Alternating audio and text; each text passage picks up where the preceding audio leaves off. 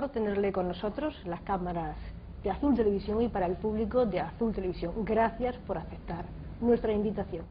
Gracias a ustedes, porque me dan una oportunidad de expresarme. Señora Anguita, vamos a empezar hablando, ¿verdad?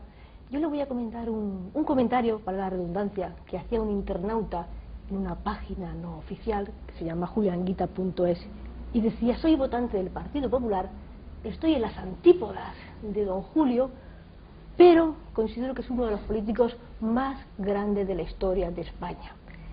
Señora Anguita, ¿hubiera preferido que le halagaran menos y le votaran más? Vamos a ver, yo creo que este internauta es un poco exagerado. Y en segundo lugar, si él es sincero, tendrá que resolver su problema de contradicción entre la figura que él dice admirar, que nunca ha negado su posición ideológica, y su adscripción al Partido Popular. Yo creo que es un problema que él tendrá que resolver.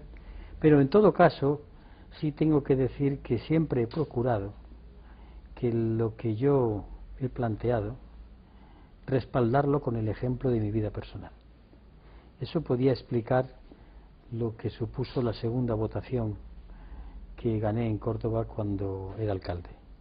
Porque la política, para que tenga credibilidad, debe basarse en el magisterio del ejemplo. Y sin duda, como ejemplo y como desde la honradez y desde la seguridad, siempre ha sido usted uno de los políticos más valorados en nuestro país. No quiero volver sobre la pregunta anterior, pero no, desgraciadamente no se ha traducido en los votos. ¿Qué ocurrió entonces y qué está ocurriendo ahora, señora Anguita? Pues muy fácil.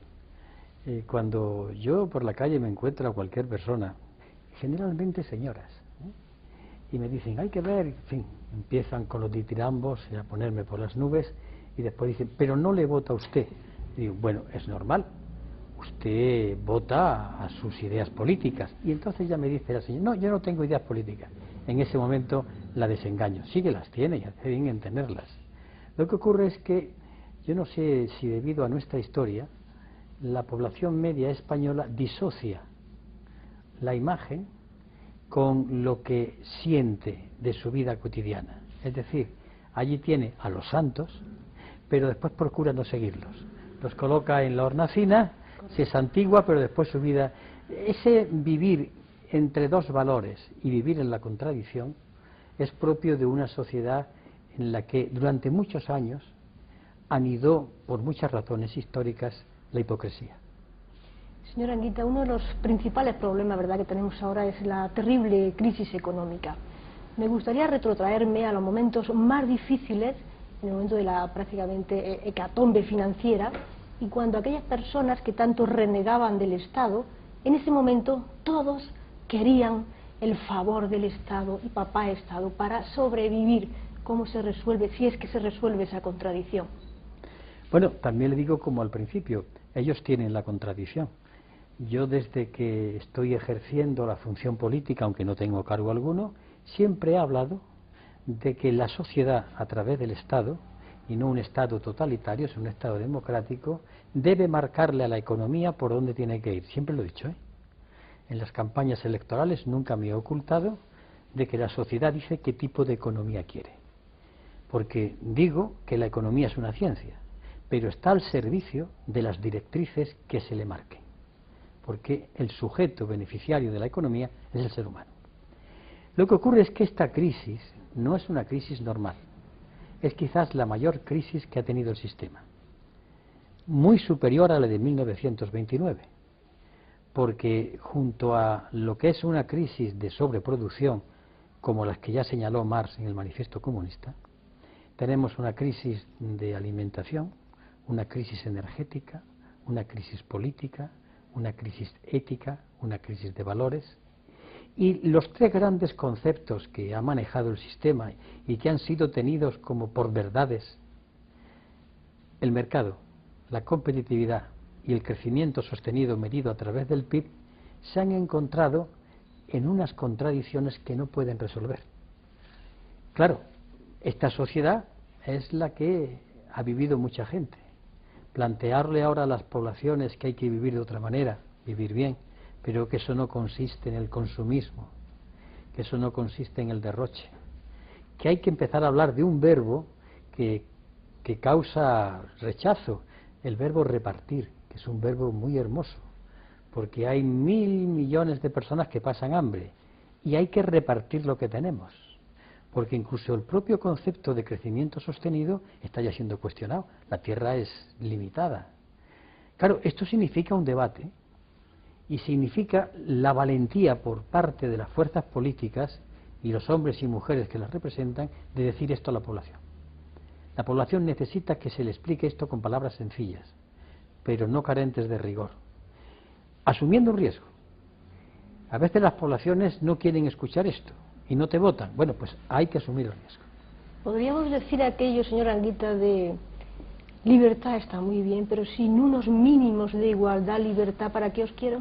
Bueno, es que realmente para que la gente pueda pensar en libertad y optar, tiene que comer todos los días. Yo sé que esto es una servidumbre humana.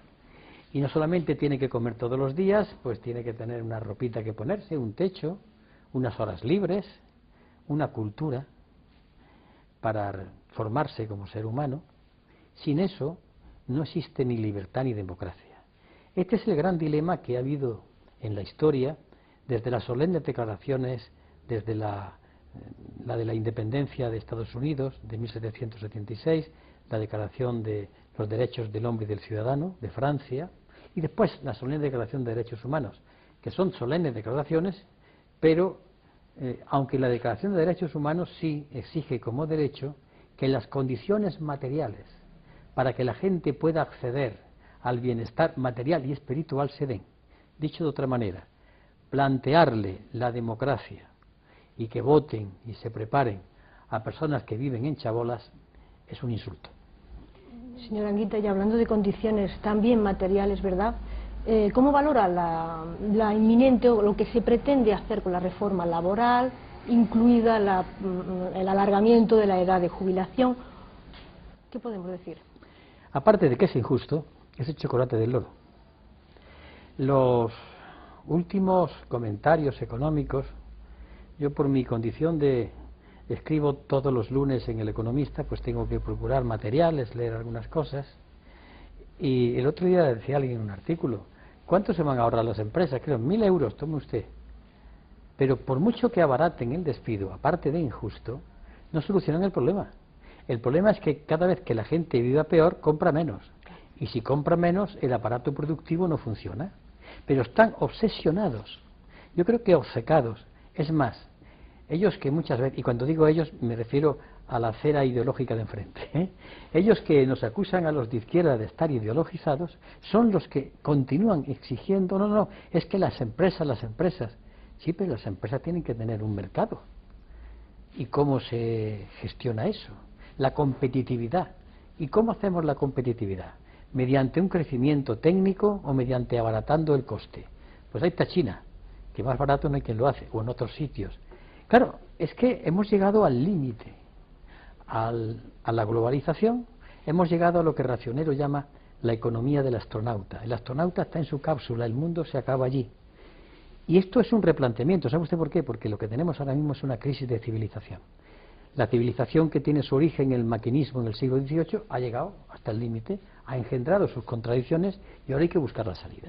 Es una crisis de valores que tiene una difícil situación. Claro, tenga usted en cuenta que en el lenguaje más usual vamos a ser una Europa de 500 millones de consumidores, de seres humanos.